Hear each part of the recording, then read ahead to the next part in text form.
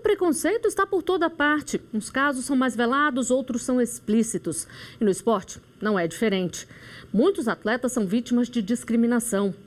O Brasil foi sede esse ano das Paralimpíadas e teve recorde de delegação e de medalhas. Mas outro número também chama atenção, só que de forma negativa. Uma pesquisa feita pelo Instituto Data Senado mostrou que 71% dos nossos atletas paralímpicos já se sentiram alvo de preconceito social. E é sobre isso que vamos falar a partir de agora.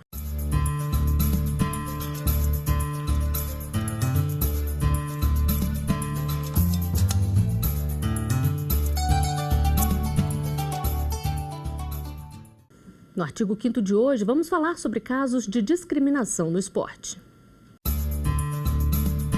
A nossa Constituição garante que todos são iguais perante a lei sem distinção de qualquer natureza e determina que a lei deve punir discriminação que atente aos direitos e liberdades fundamentais. Para falar sobre a discriminação no esporte, eu converso com Felipe Tobar, advogado especialista em direito desportivo, e também com Gislane Mello, doutora em educação física e vice-presidente da Associação Brasileira de Psicologia do Esporte, Abraspep.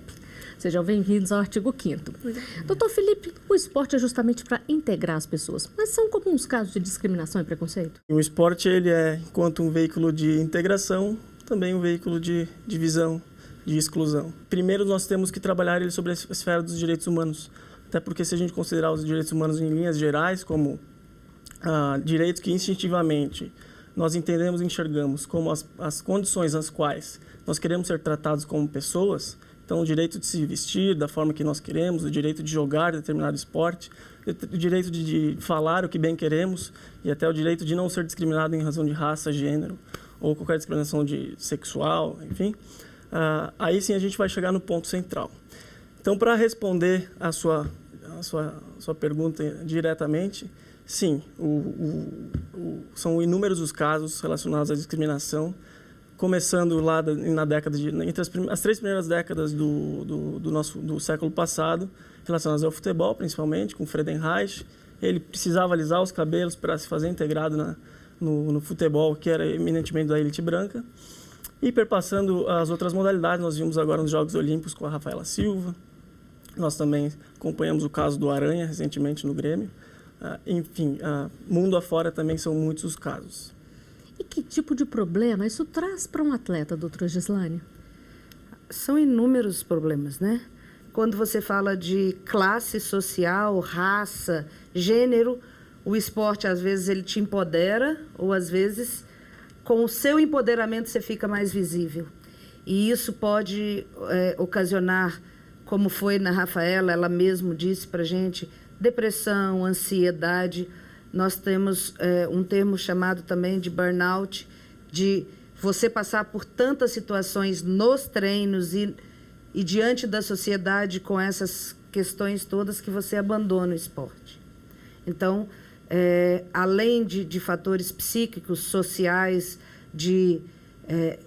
a gente tem essa parte de não querer mais o esporte. Aquilo que você achava que te daria um poder acaba te deixando na vitrine e você é mais apedrejado, né?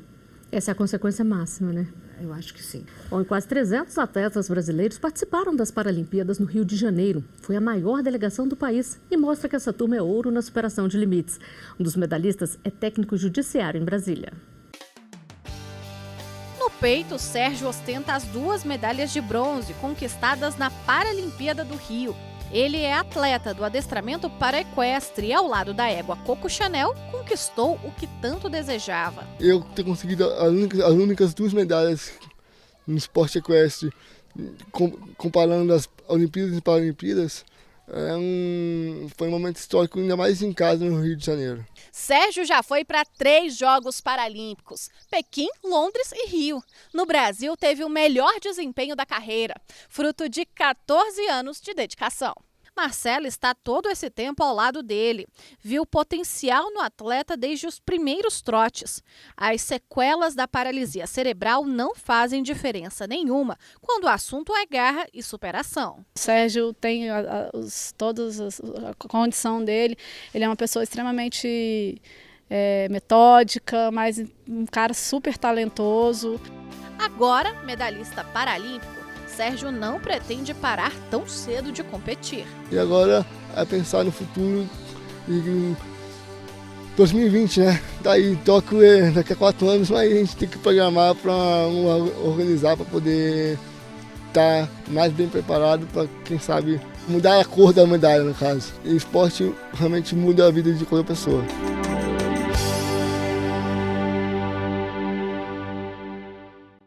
Doutora Gislane, o Sérgio é um grande exemplo de superação. O esporte é o caminho mesmo para as pessoas que têm algum tipo de deficiência mostrarem sua capacidade? Sim, eu acho que é uma saída muito boa, né? Primeiro como saúde e depois como a superação.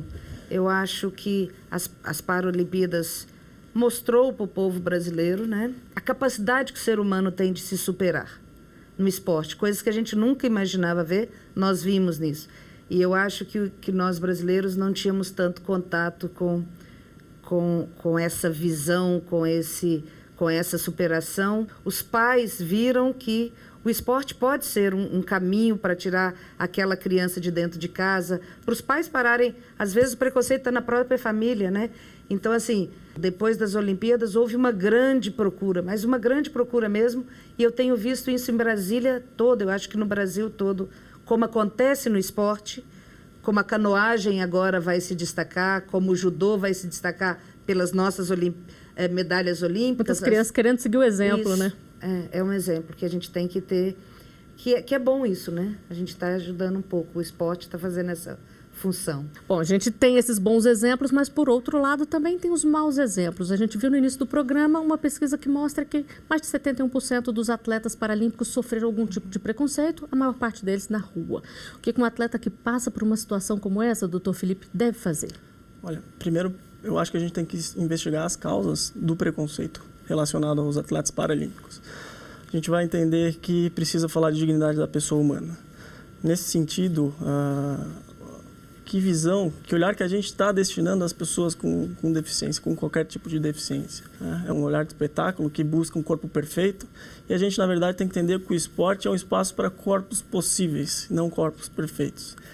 Então, o atleta ele tem que ter a consciência de que está sendo violado na sua dignidade humana, buscar, obviamente, os seus direitos perante o Poder Judiciário, acredito, juntamente com o Ministério Público, que deve ser um garantidor desses direitos e combater ferrenhamente, assim como faz na área da saúde, judicializando a saúde, essa garantia de que casos como esse não voltem a ocorrer, mas não apenas a criminalização dessas condutas, é preciso uma consciência social nesse sentido.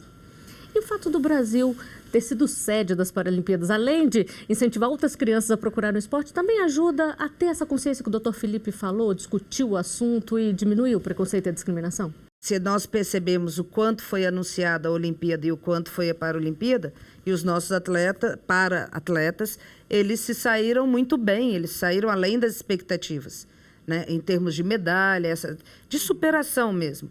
Então, eu acho que foi um início. A gente nem via. A Paralimpíada, quando era em outro país, nunca se passava nada, passava assim, um atleta ganhou medalha, acabava, né? Em algum ano, mas assim, ainda para alguma parte da mídia mostrar o que não é belo, mostrar o que não é o ideal. E aí eu fico pensando, somos nós, eu acho que somos nós como educadores de falar desse corpo que é possível, porque sempre a mídia ela mostra sempre o que é bonito, né? Aquela parte dessa parte de espetáculo. Sim. O espetáculo tem que te mostrar coisas que é bonito. E em algumas culturas o aleijado não é bonito, o coto não é bonito, o cego não é bonito. Mas eu acho que foi assim um show. Eu gostei muito, Flávia. Gostei muito mesmo. Assisti todos os dias, estava sempre à frente da televisão. Eu gostei da possibilidade que nós brasileiros tivemos de aprender um pouquinho mais com as diferenças, que todos nós somos capazes de superar qualquer diferença, né? E eu acho que ficou muito bonito isso. Bom, e a nossa equipe foi às ruas para conferir as dúvidas das pessoas. Vamos ver a primeira pergunta. A escola tem que oferecer esporte para as crianças com algum tipo de deficiência? Doutor Felipe. Sim. De acordo com a Convenção Internacional dos Direitos da Pessoa com Deficiência, que se deu em relação à Convenção de Nova York em 2009, se os alunos com deficiência devem ser inseridos no aspecto esportivo. E, além disso, essa convenção determina que os educadores devem relacionar os alunos não deficientes, né, se a gente vai utilizar essa classificação, juntamente com os que apresentam algum tipo de deficiência, para realizar essa integração, essa cooperação, que é o fator fundamental para que a gente possa mudar esse olhar com relação ao deficiente e também perceba, sinta o que eles sofrem no dia a dia, principalmente nas atividades esportivas. E outro tipo de discriminação muito frequente é em relação ao peso, principalmente em esportes onde o corpo é muito valorizado. E nós temos uma dúvida de um telespectador. Vamos ver. Um atleta acima do peso pode ser impedido de participar de algum campeonato? Doutora Gislane, pode? Pode. Nas lutas, nas competições em que o peso, ele não vai poder participar da categoria dele. Isso, Flávia, é uma situação que a gente trabalha muito, porque está tendo muito risco de anorexia, vigorexia, bulimia, principalmente em esportes em que o corpo, para a gente ter uma noção, tanto na ginástica artística quanto na ginástica rítmica, o corpo também é avaliado do atleta, né? Então, assim... Aumenta a cobrança, né? Aumenta muito a cobrança, a restrição calórica é baixíssima. Essa questão do corpo, para mim, é minha área de estudo, eu estudo imagem corporal, e a gente está vendo o quanto de doenças matando, inclusive, né? A anorexia tem matado muito, porque nós estamos sempre em busca de um corpo que é ideal. E aí, o que tem que ser feito com os atletas para evitar esses problemas? É uma questão difícil, porque na educação física, na parte de academia, na parte de atividade física, de exercício físico, eu acho que nós, profissionais de educação física, nutricionistas, a gente tem que mostrar sobre saúde. Quando a gente fala de atividade física, a gente está buscando saúde. E um corpo perfeito, quase nunca você vai ter a direção de saúde. Mas no esporte de alto rendimento, Flávia, é difícil a gente tratar assim. E aí, como faz? Na Associação Brasileira de Psicologia do Esporte, a gente trabalha muito isso. Temos vários psicólogos hoje que foram para as Olimpíadas e para as Olimpíadas. E em conversa nos congressos, a angústia de alguns psicólogos de ver situações em que nem alguns profissionais de educação física, nem alguns psicólogos admitem aquilo. Mas no esporte de alto rendimento, quando você fala assim, o que a gente pode fazer? Eu acho que a conscientização do atleta desde a base, do corpo que ele vai querer, e saber assim, você vai querer chegar até lá? Se não tem estrutura, a gente não pode começa. Direcionar para outro esporte, né? Um dado interessante que o COI recentemente publicou, 35% dos atletas olímpicos se sujeitariam a tratamentos que colocariam em risco as suas vidas para garantir a medalha olímpica. Então, isso chama muita atenção. Exatamente. Bom, nós vamos a um rápido intervalo. O artigo 5º volta já.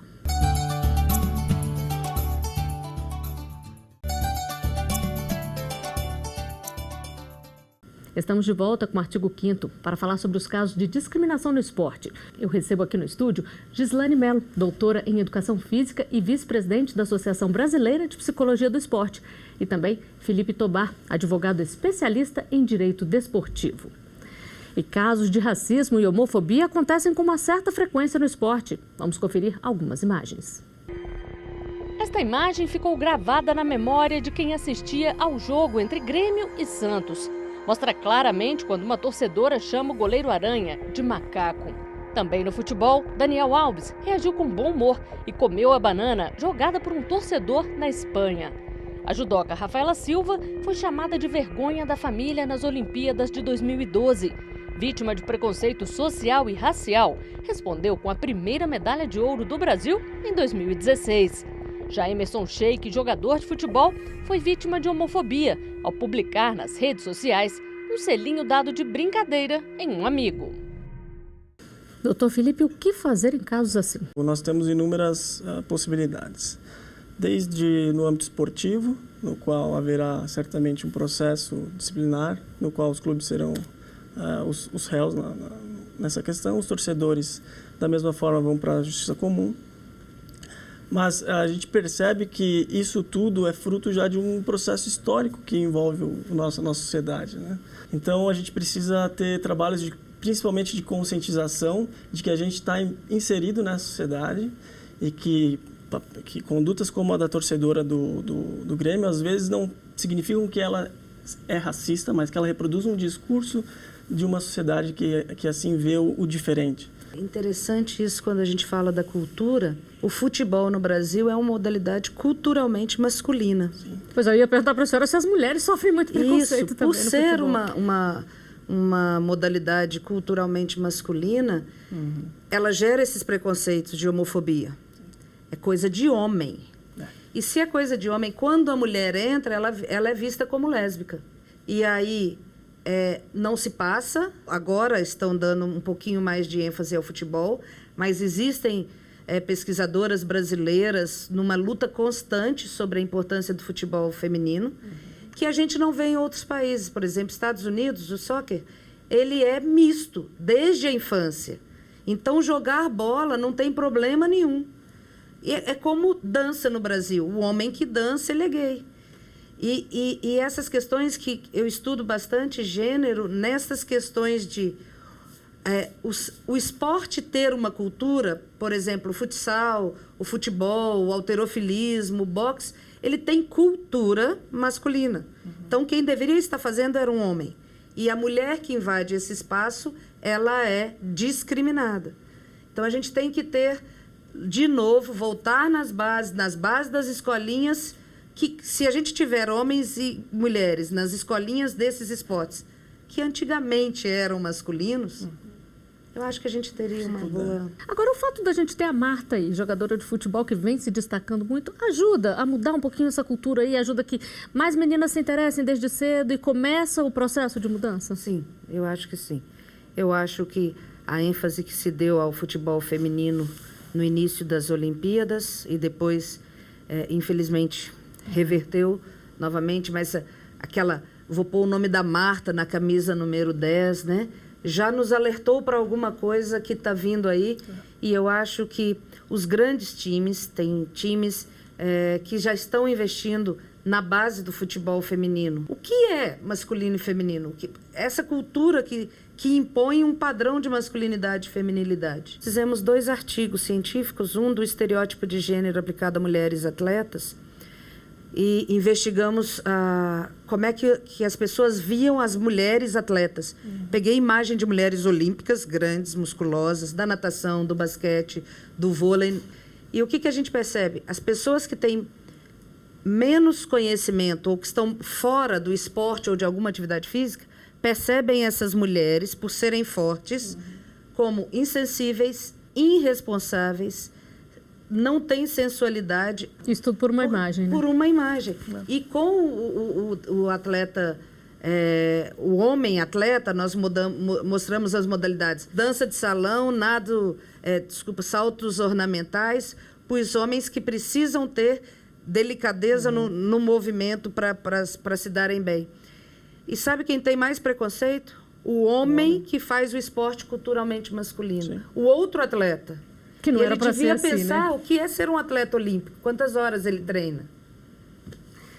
Bom, nós temos mais uma dúvida de um telespectador para ser respondida pelos nossos convidados. Vamos ver.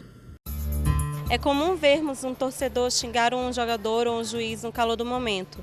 Que punição ele pode sofrer? Doutor Felipe, foram os casos que a gente mostrou aí, né? O que pode acontecer? Bom, segundo o Estatuto do Torcedor, seu artigo 13A, inciso 4º, o torcedor ele não pode se portar de maneira preconceituosa, entoando cânticos ou até gestos discriminatórios. Ele vai poder receber uma reprimenda de 1 a 2 anos de detenção por praticar essas condutas, mas a gente vem acompanhando os casos no Poder Judiciário de que esses torcedores vão responder ou por injúria racial ou por racismo. Vamos conferir a última pergunta feita nas ruas para ser respondida pelos nossos convidados. Se a torcida faz coro xingando um jogador, isso é discriminação? A torcida toda pode ser punida? Doutor Felipe, em casos assim, a torcida pode ser punida como um todo e até mesmo o time, que pode ter que jogar sem ninguém presente no estádio? Nunca tivemos casos na justiça esportiva em relação a xingamentos homofóbicos ou discriminatórios. discriminatórios, pelo menos no Brasil. Mas na Europa, sim, já houve casos nos quais a UEFA puniu algumas federações, por exemplo, a Federação Croata, a Federação Russa, por xingamentos raciais, de cunho racista, no qual se perde mando de jogo e se aplica uma multa severa. Agora, doutora Gislane, pode acontecer aí o que a gente chama de efeito manada? Um torcedor começa a xingar e vem aquela onda e os outros entram? É geralmente isso que acontece ou não? Tem estudos sociológicos dizendo que quanto mais agressivo é o jogo dentro de campo, maior a agressividade na torcida. Eu acho que a partir da hora que você está ali no envolvimento e na parte de a emoção também toda exacerbada com um gol, com uma falta que machucou, você tem a probabilidade de a passagem de uma única pessoa para todo mundo, ou dos jogadores mesmo para a torcida. A característica do anonimato também contribui para os torcedores praticarem esses delitos dentro da praça esportiva. Além disso, estudos sociológicos também apontam que nestes casos, eles, pelo fato do sistema brasileiro, enquanto a construção dos seus estádios, de inexistência de câmeras de identificação, do trabalho posterior da polícia de reprimenda, eles sabem que não serão capturados, vamos dizer assim, e continuam delinquindo. Bom, e como as pessoas encaram a discriminação no esporte? Vamos conferir as opiniões. Eu acho que isso acontece por uma falta de estrutura, uma falta de conscientização, porque o racismo ele está presente nos vários segmentos da sociedade, né? O esporte é mais uma atividade que a gente faz, interage, onde a discriminação acontece da mesma forma que ela acontece em escolas ou na parte de estudo, no encontros e outras interações sociais. Algo que diferencia a pessoa de um padrão, ela já sofre um preconceito totalmente desnecessário, né? E, enfim, eu acho que seria um trabalho de conscientização e de educação da população em relação a isso. Acho que conversar sobre o assunto é o que ninguém fazia antes e agora que está se tornando mais recorrente é o que tem que ser feito cada vez mais. Uma entrevistada falou uma coisa interessante. Se diferencia do padrão, já sofre preconceito. É isso mesmo, doutora Gislane? Nós temos algumas teorias que falam que para que diminua meu estereótipo e meu preconceito, ou eu preciso viver nesse grupo um tempo, ou eu preciso estudar muito sobre esse grupo, ou alguém desse grupo tem que fazer alguma coisa muito importante na minha vida, que modifique a minha vida, para que eu comece a diminuir esse preconceito. Todo mundo tem algum tipo de preconceito. Eu acho que é o estudo, eu acho que é o aceitar o outro. Mas a gente não tem direito de ser cruel, não tem direito de discriminar. Né? A discriminação acaba com qualquer sujeito, porque é o que ele falou, existe uma história atrás do preconceito. Por que o negro tem um preconceito contra ele? Ele pode ser o melhor do mundo, mas ele é negro. Então, é difícil, e eu acho que só dessa forma, assim, estudar sobre o assunto, ou conviver com alguém do grupo, ou que alguém faça isso, né? E dá para saber, doutor Felipe, em que área que isso acontece mais? Se é discriminação racial, social, por opção sexual ou por gênero? Isso vai depender do universo esportivo que tu vai estar inserido. Por exemplo, se a gente vai tratar dos Estados Unidos, hoje a grande questão é a discriminação racial. Por outro lado, no Brasil, a gente costuma ver mais a discriminação relacionada ao gênero, em razão de que o futebol, por ser o nosso desporto rei, e por ser um espaço de masculinidade, como a gente já trabalhou aqui, atrai mais atenção da mídia para esses casos. Mas o que eu queria colocar, também complementando a tua intervenção, é que a forma da gente resolver esses problemas de discriminação, de entender como lidar, é pela tolerância. É por entender que se determinado padrão, se determinado estilo de se vestir, determinado padrão de comportamento for um elemento indispensável para aquela pessoa se afirmar socialmente, então a gente tem que respeitar essa escolha. Bom, nosso programa, infelizmente, está chegando ao fim. A gente teria muito mais para discutir ainda, mas quem sabe numa próxima vez, né? O artigo 5º de hoje fica por aqui. Doutora Gislaine, doutor Felipe, eu agradeço muito a presença de vocês aqui conosco. E eu agradeço também a você que acompanha a nossa programação. Para sugerir um tema, envie para o e-mail artigo5@stf.jus.br. E para rever os nossos programas, acesse o site tvjustiça.jus.br. Eu espero você na próxima semana, no artigo 5º, porque cidadania é essencial para todos nós.